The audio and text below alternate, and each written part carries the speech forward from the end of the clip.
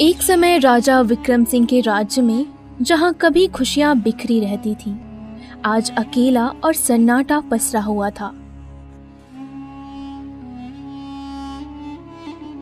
महारानी और राजा विक्रम सिंह की आंखों में गहरी उदासी थी, क्योंकि उनका दिल हमेशा अपनी एकमात्र बेटी राजकुमारी आरती के खोने के दर्द से भरा हुआ था। महारानी, आज भी इतने सालों बाद मैं हमारी राजकुमारी को नहीं भूल पा रहा हूँ। हाँ महाराज, हमारी बेटी के बिना तो अब एक एक क्षण भी युगों के समान लग रहा है। पता नहीं अभी उसके बिना हम कैसे जिएं। मुझे तो कभी कभी ऐसा लगता है जैसे आज भी इसी महल में है वो। हाँ, अगर मुझे पता चलता कि किसने उसकी हत्या की है तो अब तक मैं उसे यमलोक भेज देता, जिससे हमारी राजकुमारी की आत्मा को शांति मिल जाती। जब से राजकुमारी आरती का खून हो गया, तब से राज्य के सभी गांव में अशांति फैल गई। कुछ लोगों ने तो राजकुमारी की आत्मा को महल के पास भी घूमते देखा था। सब तरफ एक डर का माहौल बन गया था।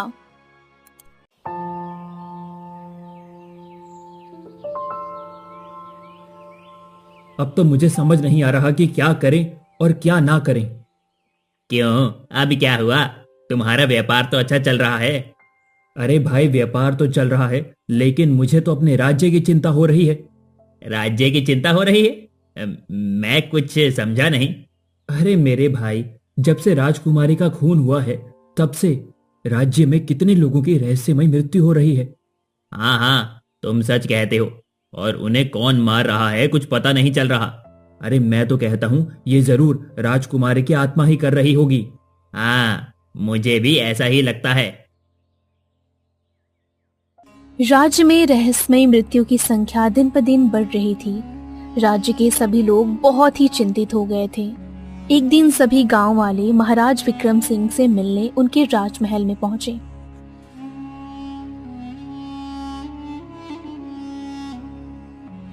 कहिए, आप सभी का यहाँ कैसे आना हुआ? लगता है आपको राज्य में कुछ समस्या आ रही है। महाराज, आप हमसे नाराज तो नहीं होंगे? नहीं नहीं, हम भला क्यों नाराज होने लगे, और वो भी हमारी प्रजा से। आप बताइए, आप सभी को क्या समस्या है? महाराज, कई दिनों से राज्य में रहस्यमय मौतें हो रही हैं, और कौन उन्हें मार रहा है कुछ पता नहीं चल रहा। हाँ, मुझे मंत्री जी ने इससे पहले भी इसकी सूचना दी थी। तो महाराज, अब आप कुछ कीजिए और हमारी रक्षा कीजिए। हाँ हाँ, मैं आज से ही राज्य की सभी सीमाओं पर सैनिक लगा देता हूँ, जिससे कोई भी अनजान व्यक्ति राज्य में ना घुस पाए।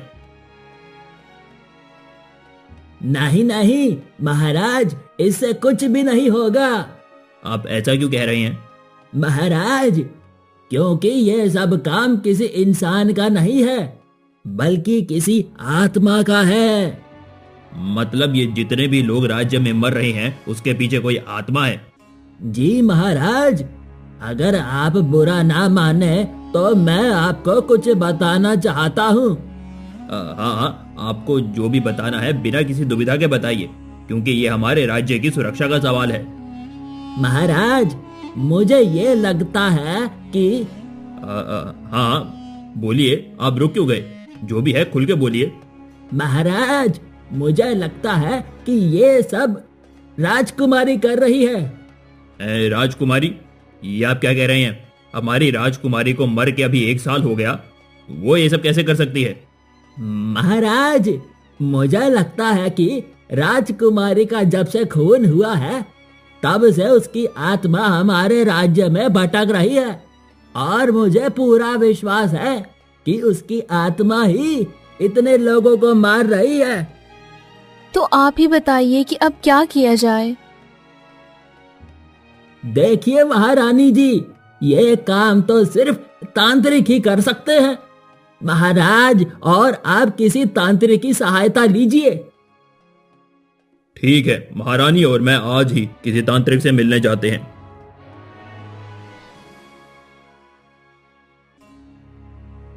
गांव वालों की समस्या को सुनकर महाराज विक्रम सिंह और महारानी तांत्रिक से मिलने के लिए चल पड़ते हैं। बहुत दूर जंगल में जाकर उन्हें एक गुफा दिखती है। महारानी, लगता है तांत्रिक इसी गुफा में रहता है। हाँ, चलिए उनसे मिलते हैं। महाराज और महारानी दोनों उस अंधेरी और डरावनी गुफा में चले जाते हैं जहां तांत्रिक ध्यान में बैठा था। तभी महाराज विक्रम सिंह बोले, ये तांत्रिक भैरव, अपने ध्यान से बाहर आइए। महाराज, आप यहाँ इस सुनसान जंगल में, और वो भी तांत्रिक भैरव के पास? बोलिए, मैं आपकी क्या सहायता कर सकता हूँ? आप तो तांत्रिक हैं, आपको सब पहले ही पता होगा। अच्छा, समझ गया। तो आप उसकी मुक्ति के लिए मेरे पास आए हैं? हाँ, हम इसीलिए आए हैं। क्या आप बता सकते हैं कि उसे किसने मारा था? हाँ, हम इसीलिए आए हैं। क्या आप बता पाएंगे कि उसे किसने मारा था? हाँ, क्यों नहीं, लेकिन ये कार्य सिर्फ अमावस्या की रात को करना पड़ेगा। हाँ, तो 2 दिन बाद अमावस्या है। आप हमारे राजमहल आ जाइए। हाँ महारानी, अभी आप निश्चिंत हो जाइए। 2 दिन बाद मैं आपके पास चला आऊंगा।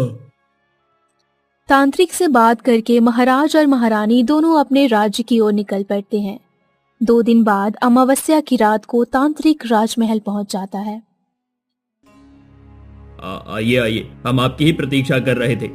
महाराज, अब मुझे अपना काम करने दीजिए और आप महारानी के साथ महल के बाहर मेरी प्रतीक्षा कीजिए।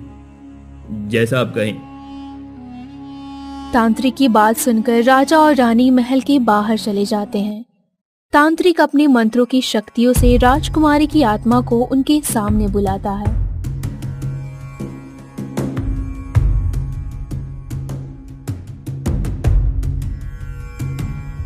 कौन हो तुम और मुझे क्यों बंदी बनाना चाहते हो? मैं तुम्हें यहाँ मुक्ति दिलाने आया हूँ। अब तुम मुझे सब कुछ बताओ जो 1 साल पहले तुम्हारे साथ हुआ था।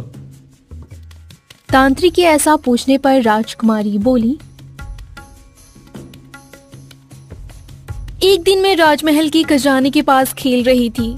तभी वहां मैंने देखा कि हमारे ही महल का सिपाही खजाने से चोरी कर रहा था।